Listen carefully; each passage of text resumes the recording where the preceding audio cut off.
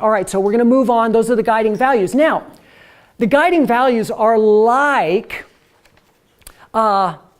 if you're sailing, you have a destination, right? So let's say I'm sailing from LA to Hawaii. I can't see Hawaii, but I know how to plug in the coordinates. I know where I'm going, and so I can orient in that direction, right? Great. So these positive attitudes are going to be how you get there. Okay, this is going to be like you need the sails, you need the boat, you need a rudder, you need the rigging, you need the wind, you need all of those elements to get you there, and you need the know-how. That's what these positive attitudes are going to be. There's going to be a destination in the future. There's a future self that's calling you forward that you're inspired to actualize. That's there. Now, how are we going to do that? We have to be open. We must allow ourselves to be receptive to new information. Show up with some openness. We also have to bring some energy, some eagerness. There's got to be some want to. If there's no want to, nothing's going to happen. Part of the want to is being curious, really liking. Curiosity, an element of curiosity is liking learning. Bring that sense of liking learning to this process. Now, on our symbolic, metaphoric sail to Hawaii, are we going to encounter some storms, some winds and tide that moves us off course? Is that going to happen?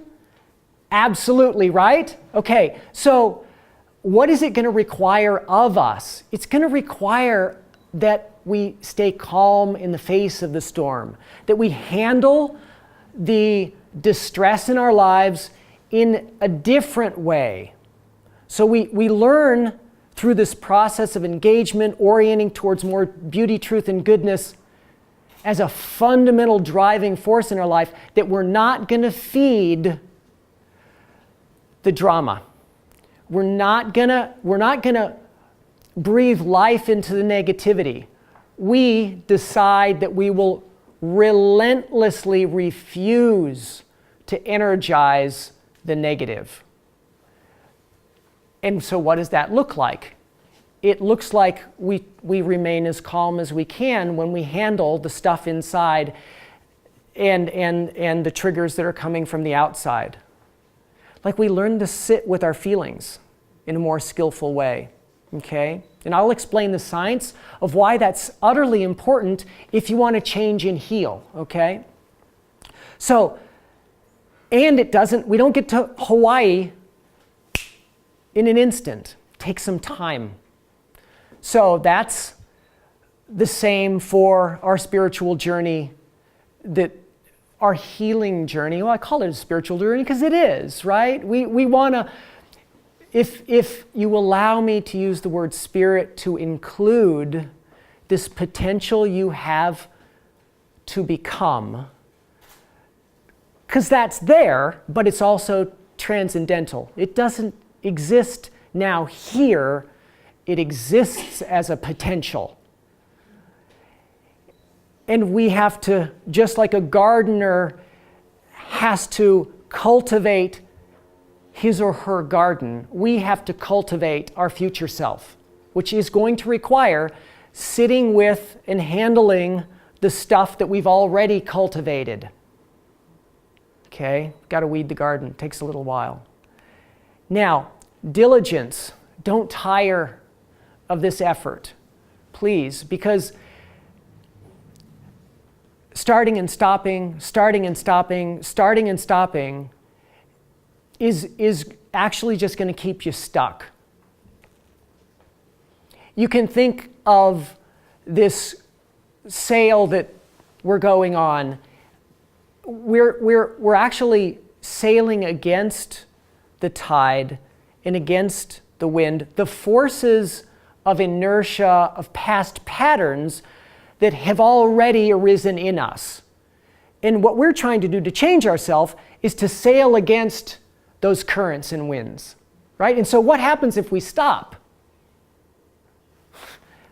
It starts going backwards. We start becoming the old self. And then what will that cause? How will that cause us to feel? We're going to feel worse. We're going to feel more impatient and less calm. So diligence. And what I mean by diligence is a little bit every day is enough. Okay? We don't have to like healing ourselves, getting better, changing. It doesn't have to be heroics. It doesn't have to be like that. It can be boring in the sense that you just do a little bit every day. Just a little. That'll make a huge difference over time. You'll see. And lastly, joyous effort. An attitude of, okay, I'm going to try not only not to be fussy, I'm going to try to become a force for beauty, truth, and goodness first. So it shows up here first before I know it's going to show up here. If you can imagine your significant relationship with someone you love, or your children, or whatever's happening at work, what if you were the one that decided to bring the beauty, truth, and goodness, the one that decided to be joyful first? And you were diligent, and you were actually committed to your state. That energy that you bring would definitely change. The ripples of that energy would spread out, and you begin to change the people around you. Okay, so these are the positive attitudes. It's all in the study guide. All right.